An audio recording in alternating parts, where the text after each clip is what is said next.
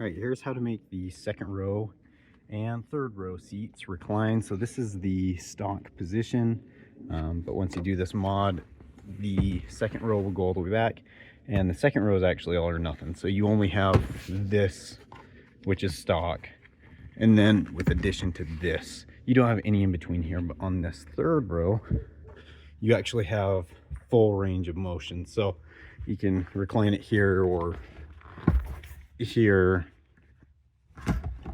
or in stock position. Gives you a little bit more leg room if you can recline it back, and also miss your attic storage if you got something like that. So I'm going to do it on that seat now. It's the exact same on all three of these seats. The procedure is exactly the same. So if you do it to one, you can do it to all the rest. First thing you need to do here is get this cover off. So you just have one Phillips. Then usually this is kind of tucked back in the mechanism, but in mine isn't. And you're just going to pull it forward over this handle. The handle's actually bigger than the slot, but it'll flex around it. You just got to put some oomph into it.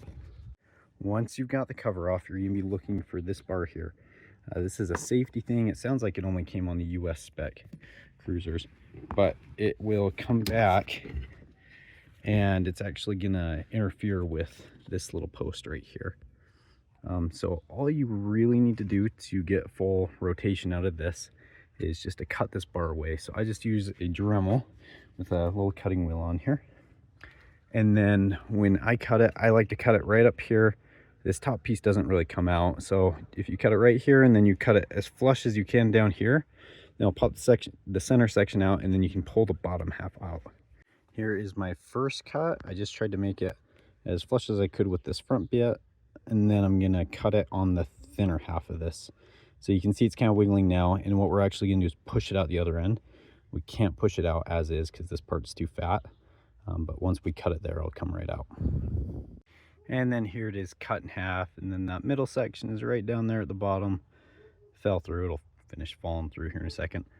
So now to get this other side of the post out, we're going to loosen up these 4 bolts. We don't need to pull them out all the way out, we just need to loosen them. This one here, here, here, and here.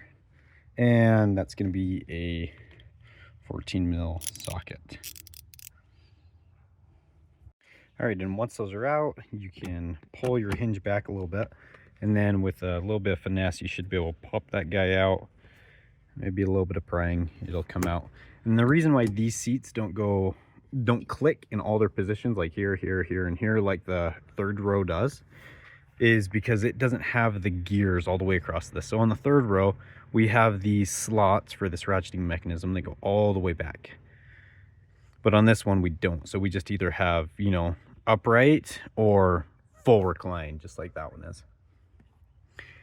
These gears between the 2 hinges are interchangeable, although the entire bracket isn't. So if you want to get the full locking in every position like you do on the third row seat, you'd actually have to disassemble this guy and switch the gears out between the 2. Otherwise, you could just use your Dremel to probably slot these out to get the ratcheting mechanism just like you have over there. Next thing you gotta do is just retighten up these 4 bolts. If you want to be legit, then you will torque them to 29 Newton meters or 21 foot-pounds per the FSM here. But most of us just tighten it like good and tight. And then you need to put that cover back on. I think that's the hardest part of this whole procedure. This handle does bend out, and so I found if I bend it out like that, it'll give me a little bit more space to finagle that cover back on. And additionally, here's what it looks like all cut out.